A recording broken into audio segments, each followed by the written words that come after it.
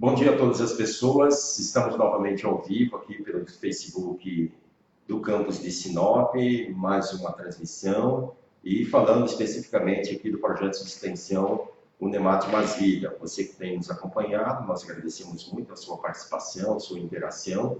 E hoje nós estamos aqui com o médico infectologista Ricardo Franco Pereira, que vai nos ajudar nessas questões mais técnicas, especialmente dialogando com você com relação ao combate ao coronavírus e também as ações que estão sendo realizadas aqui no município de Sinop, implementadas tanto pela rede pública quanto pela rede privada com relação ao combate ao coronavírus. Doutor Ricardo, muito obrigado pela sua presença. A Universidade do Estado do Mato Grosso se sente extremamente honrada e feliz pela sua presença.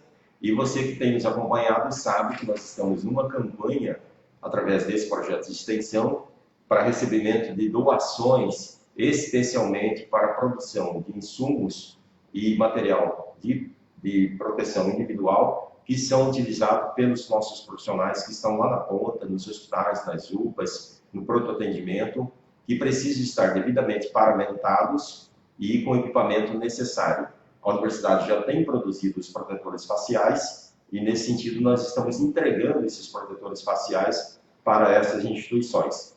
Essa campanha se trata de um processo de doação que você pode fazer através de uma conta específica, acessando o nosso site da campanha e acessando também todas as informações e formas de doação para essa campanha que nós estamos desenvolvendo. Mas aproveitando então, já de início, agradecendo a presença do Dr. Ricardo, perguntar de imediato como está sendo enfrentar essa pandemia no município de Sinop, em termos de infectologia, em termos de tratamento, em termos de organização de toda uma estrutura, que me parece que é muito nova em relação a essa pandemia. Bom dia, agradecer a oportunidade de estar aqui, podendo esclarecer mais uma vez para a população, as pessoas que têm interesse também de tudo que está acontecendo em relação ao Covid-19. A gente fala que assim, a preparação nossa já vem há aproximadamente um mês, né, tendo em vista tudo que está acontecendo no mundo, o caos que em alguns países tem passado de forma assustadora até, porque a gente vê e cria uma situação e a gente fala, tá, mas onde eles erraram, né? Porque a gente tem visto que isso tem sido um aprendizado diário. Todo dia nós temos aprendido uma coisa nova, um fato diferente, e que tem melhorado. Eu falo, a gente tem muita sorte, talvez, de ter sido dos últimos, porque a gente já viu que muita coisa foi feita, muitos acertos, muitos erros, e isso é bom para a gente, porque a gente consegue priorizar os acertos, né, e tentar minimizar os erros. Mas, de uma forma, no contexto nosso, regional, de Sinop, a gente tem tido muita dificuldade para conseguir organizar tudo, o fluxo disso. É uma doença nova, então tem muitas situações ainda que estão pairando com muitas dúvidas, então é difícil você afirmar, não, a doença é desse jeito. A doença parece ser desse jeito, e nesse parece, as suas variantes são muito grandes. Então a gente tem visto isso com uma certa dificuldade, e até para treinar a equipe, orientar os fluxos dentro de cada unidade hospitalar, a gente percebe que isso cria muitas dúvidas. Então é um trabalho minucioso, de formiguinha, que a gente vai trabalhando todo dia, e a gente percebe que de um mês para cá, e principalmente de 15 dias para cá, de quando a gente começou os treinamentos efetivamente, a gente tem visto a cada dia a equipe melhorando. Mas isso é um trabalho que a gente sabe que é contínuo e que não adianta a gente achar, não terminamos, está tudo pronto. Não. Todo dia tem uma novidade, tem uma situação diferente, um erro que apareceu. Então, assim, é um trabalho lento, é difícil, né? Tem que ser constante, mas eu acredito que se todo mundo levar com muita seriedade, não só quem está na linha de frente, mas toda a população, nos seus cuidados do dia a dia, a chance da gente ter problema com a doença de forma que ela se torne catastrófica, como tem sido em alguns países, vai ser menor. Mas é lógico, todos precisam colaborar. Não adianta a gente pensar, só o poder público, só o setor privado, só a população, não. É um conjunto que vai ter esse resultado de uma forma efetiva. Então, uma das coisas que nós temos falado bastante aqui, como orientação à população de uma certa forma geral, inclusive do ponto de vista da organização da sociedade, é sobre o isolamento, né? não só da área médica, mas o que a gente tem percebido, a transmissão comunitária em alguns países, isso foi um fator determinante no aumento da pandemia, né? Como é que isso tem sido tratado? Como é que vocês da área médica têm enfrentado essa situação no processo de formação de consciência para as pessoas ficarem em casa em isolamento?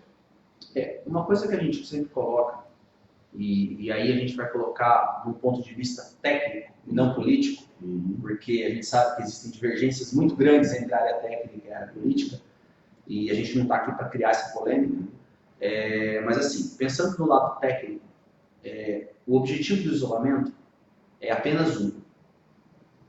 A partir do momento que eu tenho esse isolamento e as pessoas param de circular, eu diminuo a velocidade e a progressão com que a doença vai atingir as pessoas. Por que isso? Então a gente fala, então tudo isso é só por isso? Não é só por isso, mas é tudo isso só por isso. Por quê? Porque quando a gente coloca a situação de que se as pessoas pegarem a doença de uma forma mais lenta, eu vou ter menos casos graves ao mesmo tempo. E tendo menos casos graves ao mesmo tempo, eu vou ter uma situação que é a diminuição no número de pacientes ao mesmo tempo internados, necessitando de apoio hospitalar, de unidades de saúde, e isso eu consigo daí que o sistema consiga absorver esses pacientes. A gente tem que entender que o nosso sistema de saúde, seja público ou privado, ele trabalha sempre muito próximo do limite em termos de lotação. E em termos também de reserva de material, de equipamento, então a gente sempre tem muitas limitações. Então, a partir do momento que eu tenho já os hospitais sempre lotados de uma forma geral, a partir do momento que eu tenho um aumento por conta de uma outra doença que não estava no contexto geral, ou seja, eu tenho isso aqui lotado e apareceu mais um fator. Esse fator vai sobrecarregar. E mais do que isso, eu não posso misturar, porque essa doença, o Covid-19, se eu colocar junto com pessoas que tenham outras doenças, se elas adquirirem Covid, a chance de gravidade e óbito é muito maior. Então, a gente tem que lembrar que o Covid-19, por si só, com comorbidade, com doenças de base, as pessoas já têm um risco maior de complicação, mas aquelas que estão com uma outra doença, uma hipertensão descontrolada, uma crise diabética, um quadro de diabetes descontrolado, né, qualquer outra doença que a pessoa está lá, convalescente, em atendimento, às vezes operou uma apendicite que seja, mas está lá, no pós-operatório, se ela adquirir essa doença, ela vai sobrecarregar e o risco dessa pessoa evoluir para um quadro ruim é muito maior. Então, quando a gente pensa no isolamento, é lógico, no primeiro momento, a ideia do isolamento horizontal, que é o que a gente colocou, que é todo mundo para, por que isso? A gente fala, qual que é o sentido disso? É só ter prejuízo, né? O comércio às vezes pensa, só ter prejuízo? Não. Na verdade, é um tempo que as unidades hospitalares têm para se preparar. Ou seja, a doença chegou? Chegou. Então nós temos agora, não tem jeito, não tem como postergar mais. Então a gente precisa de um tempo para se organizar. Então, esses 15 dias que foram pedidos inicialmente, que infelizmente aqui acabou não acontecendo, mas a gente conseguiu organizar um pouco melhor a estrutura, treinar a equipe, tudo. Sim, o objetivo era esse. A partir do momento que a gente pensa no isolamento vertical, que seria começar a liberar as pessoas jovens, que têm menor risco de gravidade, é uma coisa importante. Mas, para isso acontecer de forma efetiva, a gente precisava dos exames. Para testar essa população, e todo paciente, toda pessoa que apresentar sintomas, eu faço o teste, positivou, eu isolo ela e os familiares, os contatos, justamente para a gente bloquear a doença. Desta forma, e a gente tem visto em alguns países que têm feito isso sistematicamente, eles conseguiram cair o número de transmissão, o número de casos, o número de pacientes graves e de óbitos, que é o que influencia muito, que ninguém quer. Pegar a doença, tá, é uma coisa que talvez seja inevitável. A maioria das pessoas vão ter contato e vão adquirir. Agora, se não tiver óbito, é uma coisa muito mais tranquila. Então, a gente vê que a situação do isolamento é necessária por conta disso.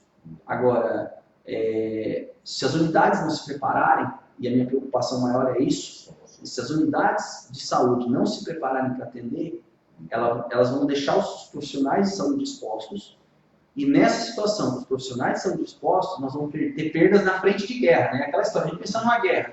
Se todos os meus soldados começarem a morrer, ou a ficarem doentes, eu começo a perder a guerra. Né? E aí, a própria população vai estar desassistida. Ou seja, eu não tenho só a situação de leitos de hospital, mas eu tenho que pensar também nos profissionais. Porque se eu também não tiver eles também vão ser uma baixa e a população vai continuar desassistida. Então a gente percebe que não é uma coisa pontual, individual, como a gente colocou. A população tem que colaborar, as unidades têm que colaborar, o poder público tem que colaborar, o setor privado tem que colaborar, porque é o trabalho de todos juntos que vai fazer essa diferença. Com relação à testagem, eu vi que o Ministério da Saúde, né, tem alguns procedimentos, alguns protocolos, especialmente no Brasil, a indicação foi um pouco diferenciada. Parece que poucos países testaram a população um pouco mais abrangente. Como é que tem sido feito isso aqui em Sinop? Hoje o protocolo dentro do município é apenas para pacientes graves, né? Pacientes que estão hospitalizados, em algumas situações em especial que eles estão fazendo. O meu ponto de vista é que toda pessoa com sintomas deveria ser testada. Mas é um ponto de vista pessoal técnico, né? Pensando do lado técnico, porque se eu tenho esse testagem, paciente positivo, eu isolo ele, isolo os contatos, né? E eu consigo diminuir a velocidade com que a doença se transmite, né? se dissemina. O que a gente vê hoje e espera é que com a chegada dos testes rápidos, isso seja um pouquinho mais, se popularize de certa forma, né? Que as pessoas possam ter acesso a esse exame. A gente sabe que o número de exames que foi destinado para o nosso estado foi pequeno, nesse primeiro lote do Ministério da Saúde, foram aproximadamente 7.200 exames. Então, se a gente pensar que nós temos 3,5 milhões de pessoas no estado, é um número muito pequeno, mas eu diria que já é alguma coisa para a gente ter. O que a gente tem tentado mobilizar é de outras formas para conseguir os kits, mesmo que não seja do Ministério da Saúde, mas que a gente consiga ter os testes para disponibilizar para a população e assim a gente ter um controle mais eficaz para justamente diminuir a velocidade de propagação da doença. Com relação à abrangência do município na região norte do estado, a gente sabe que o município de Sinop é um município polo, em termos de saúde, em termos de educação e serviços e uma série de outras relações, né, acontece aqui no município de Sinop. Temos recebido nas redes pessoas de outros municípios ou não? Como é que tá eu não sei te falar exatamente como está a rede pública em termos de atendimento, na questão de atendimento de outros municípios.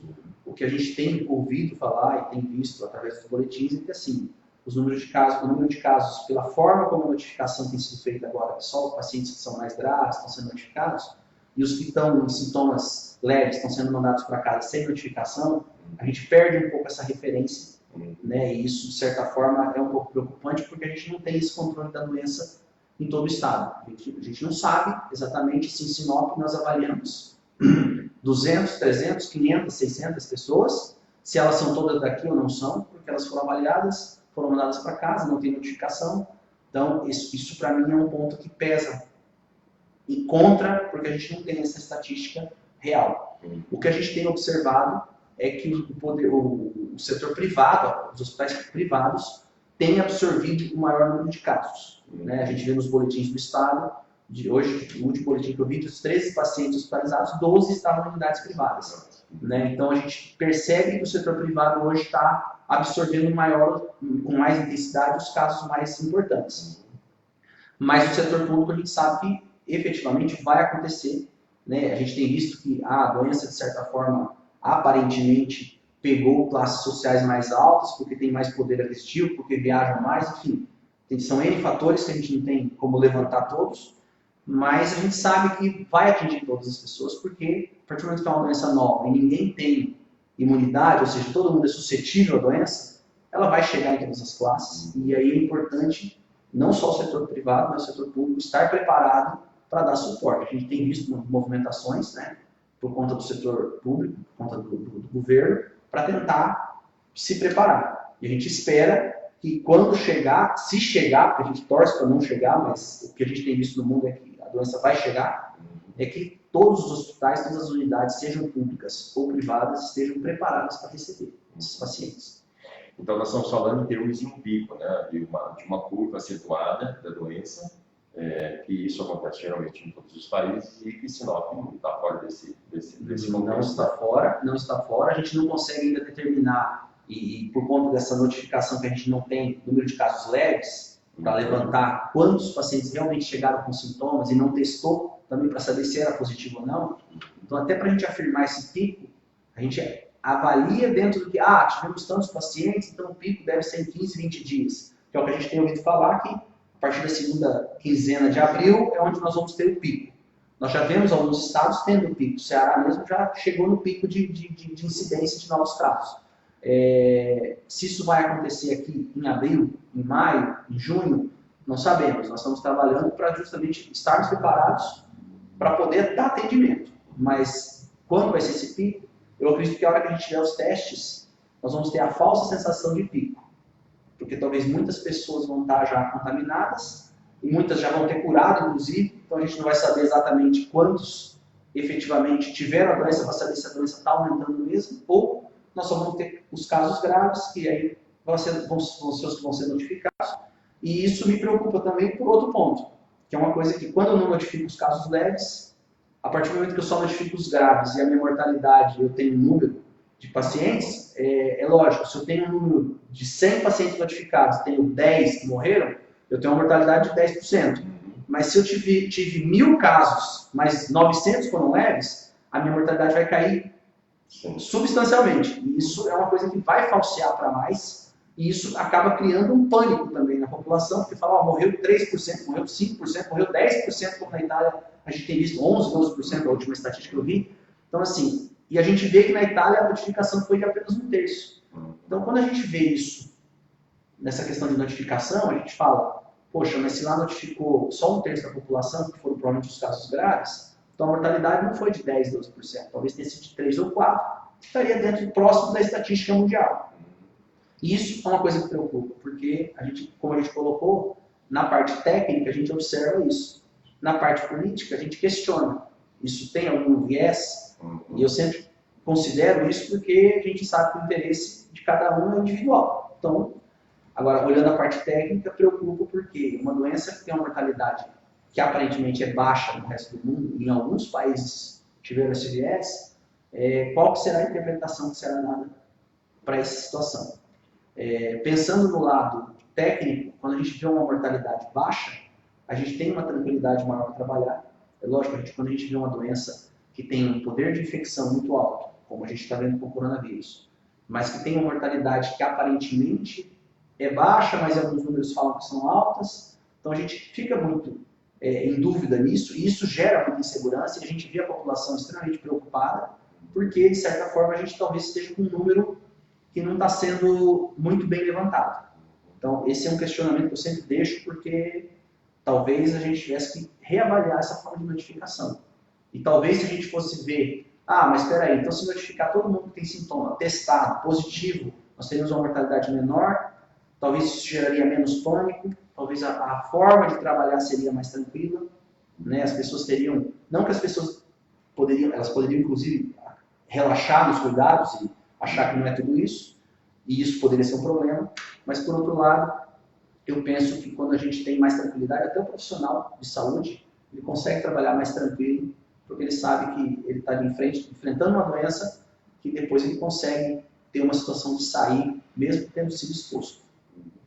Isso é extremamente importante, doutor Ricardo, no sentido de esclarecer mesmo a população e do ponto de vista técnico e científico, né? A universidade ainda não trabalha essa nossa função, inclusive com esse projeto de extensão, por isso nós trazemos aqui, convidamos sempre os profissionais da saúde, né? Eu sempre digo que aqui a gente não trabalha com o senso comum, a gente trabalha com a ciência, né? Então é extremamente importante a valorização dos profissionais que estão à frente desse processo, esses esclarecimentos, e na perspectiva de informar mesmo a população, né? Esse é o objetivo principal. Então, você que está nos acompanhando, que gostaria de colaborar conosco nessa perspectiva, a intenção da universidade é criar um fundo, melhor dizendo, nós já criamos um fundo que você pode nos ajudar, e esse fundo, com recursos financeiros, serão destinados para aquisição e produção de equipamentos de proteção individual para os profissionais que estão na linha de frente nos hospitais, nas clínicas, nas UPAs, no processo de enfrentamento da Covid-19 aqui no nosso município. Para encerrar, doutor, eu gostaria que você fizesse uma avaliação em termos você já falou bastante sobre essa questão de jovem, adulto, essa questão da faixa etária, e eu li alguma coisa sobre essa questão, sobre as formas de manifestação do vírus em diferentes países. né? Se realmente aqui no Brasil tem uma manifestação diferente ou não, por sermos de climas um pouco diferenciados, qual é a explicação científica em relação a isso? Eu vejo que essa questão de como o vírus está se manifestando, a gente tem visto que, de uma certa forma, de forma geral, a manifestação tem sido igual. Então, os pacientes graves são graves aqui na Europa, nos Estados Unidos, lá na China. Os pacientes graves, a gente vê que a evolução é muito parecida.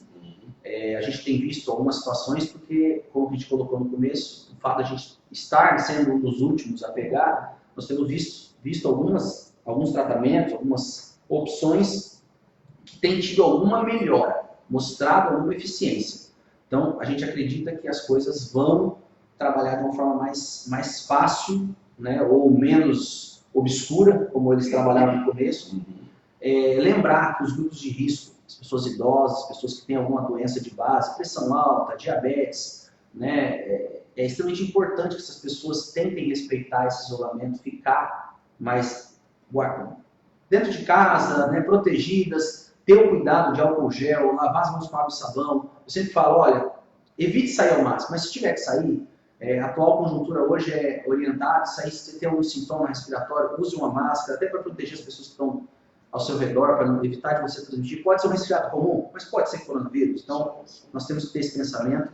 Lembrar que sempre que chegar em casa, retirar sapato, roupa, tomar um banho, né, higienizar bem, produtos que você adquira no mercado, fazer a higienização adequada, seja com água sanitária, quando é alguma hortifruti, alguma coisa, quando é produto fechado, higienizar a embalagem, porque isso é uma forma de minimizar. A doença vai chegar, a gente espera que ela chegue de uma forma branda, ou seja, vai acometendo as pessoas, o serviço de saúde consiga dar esse suporte adequado, mas a gente não pode relaxar, porque se ela vier de forma agressiva, o sistema não vai dar conta, porque como a gente colocou, os hospitais já trabalham com nível de lotação. Então, não adianta a gente achar que as pessoas vão parar de ficar doentes por outras doenças e vão ficar só por Covid. Então, a gente já anda com lotação sempre alta e, nesse momento, quanto mais as pessoas colaborarem, menor o risco de ter exposição, de ficar doente, e quanto menos pessoas doentes, menor o risco dos pacientes graves, né? A gente coloca. Muita gente vai ter doença e nem vai perceber, às vezes. Mas muita gente vai ter doença com sintomas, e nesse universo, quando eu tenho muitas pessoas doentes, eu vou ter os casos graves. E aí, nessa hora, é que o sistema de saúde é sobrecarregado. E precisa estar pronto, né, para esse atendimento. Muitíssimo obrigado, doutor Ricardo, pelos seus esclarecimentos. A Universidade do Estado do Mato Grosso, campus de Sinop, agradece muito a sua presença e temos contado bastante com a participação do Hospital Santo Antônio nessa perspectiva. E você que está nos acompanhando, que tem nos acompanhado aqui todos os dias, de segunda a sábado, às 10 da manhã, agradecemos também a sua participação. Bom dia a todos e que estejamos sempre prontos a enfrentar a Covid-19.